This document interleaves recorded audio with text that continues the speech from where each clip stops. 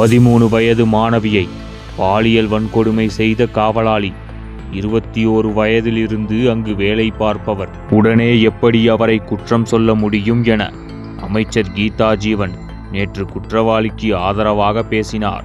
ஆனால் 50 வயதான அந்த குற்றவாளி 2011 தான் கருணை அடிப்படையில் வேலைக்கு சேர்க்கப்பட்டதாக செய்திகள் கூறப்பட்டுள்ளது. அப்படியென்றால் அமைச்சர் சொன்ன தகவல் பொய்யா? ஏன் இந்த முரண்பாடு? அழுகிய முட்டையை கருப்பு மை கலர் என்று பச்சையாக பொய் சொன்னவர் கீதா ஜீவன் இதில் மட்டும் உண்மையா சொல்வார்? மற்ற மாணவிகளும் வார்டனும் லீவில் சென்றதாக அமைச்சர் கூறியுள்ளார். தந்தையை இழந்து 5 நாட்களுக்கு முன்புதான் விடுதியில் சேர்ந்த சிறுமியை தனியாக விட்டுவிட்டு வார்டன் எப்படி லீவில் போனார்?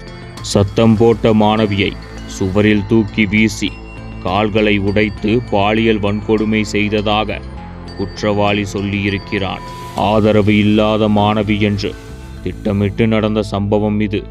அப்படி இருக்க மாணவி கீழே விழுந்ததாக விடுதி நிர்வாகம் ஏன் மருத்துவமனையில் போய் சொன்னார்கள்?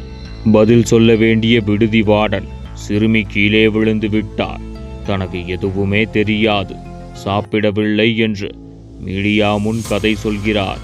இதுதான் அரசு சேவை இல்லங்களின் லட்சணமா?